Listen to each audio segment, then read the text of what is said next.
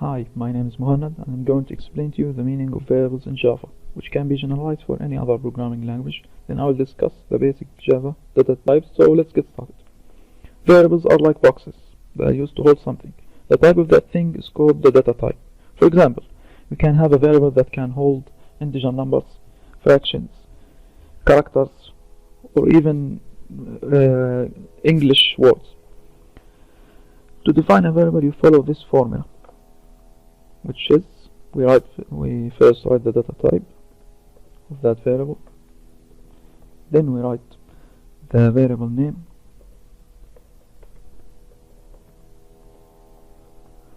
then we write the value we want to store in this variable, which can be, or let's say it's value. Then we write a semicolon at the end, just like any other Java statement. Let me first make it a comment so that it won't be executed. A comment is not a code, it's like a description of something that won't be executed, since it's not a code. Now let's talk about the basic Java data types. First we have one of the most famous, if not the most famous data type, which is int. It's shorthand for integers. So it's used to store integer numbers, like -2, -1, 0, 1, and so on. Here's an example in code. We can say int current high score is equal to, for example, 5.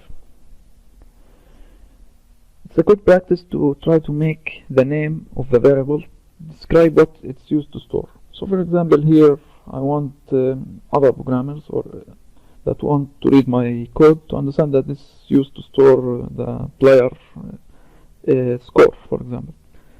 And it's a good practice also, in case your variable name consists of multiple words, you don't have to place spaces between these words, and you need to capitalize each word in the sentence starting from the second word.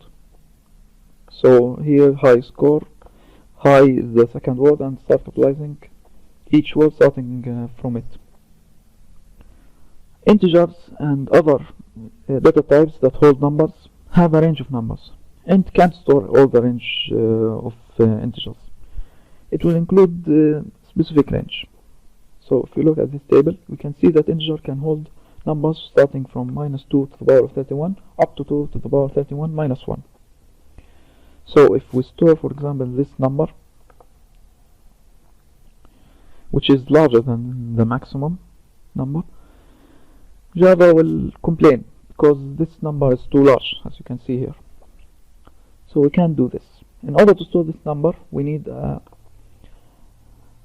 an integer data type that can hold this number. So we see that long hold double the range of integer.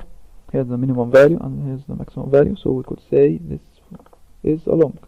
And long is like an integer, but it holds larger range. But at the end we need to have an L. As you can see now, we don't have any warning. Now let's get back to the number 5 and make it again an integer. We can do better than this. We can store it also in short, because short and byte and integer and long all are used to store integers, but they are different in ranges. And as you can see, short can store this number. It's inside this range, so we can say short high score equals to 5. Or we can do better, because byte can also include 5 in its range, so we could say byte high score equals 5. But why do we need to have multiple variants of integers? Why can't we have, for example, long, since it can hold a very large range of numbers? As you can see here, we have in this column size. So each time we reserve in computer space a variable, we take from memory 64 bits for long, 32 bits for integers, 16 bits for short, 8 bits for byte. So the larger the range, the more bits you will take from computer memory. So it's best to store it in byte. So it's take less bits, less memory space. It's not needed to store it in short or integer or long. It will work, but it's not needed. But it's really not much of a difference. So you could say integers, not a big problem. Now to store fractions, you will write or you'll need floats or double. Float has takes 32 bits to store and 64 bits for double. Both will store fractions, same like in the previous example with integers and long and so on. So we could say double current health, for example,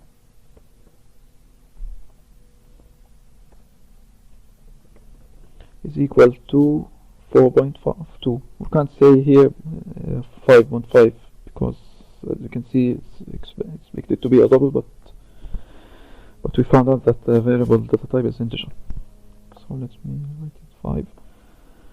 Or we could say this, we want this to be float, but at the end, same as long, we have to place an f at the end. The other data type I want to discuss is the character. We write it in code as char.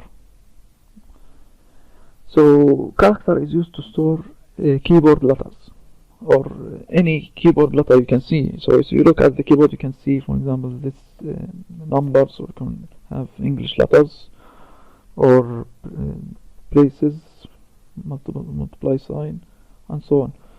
So let's give it a name. We can say my character is equal to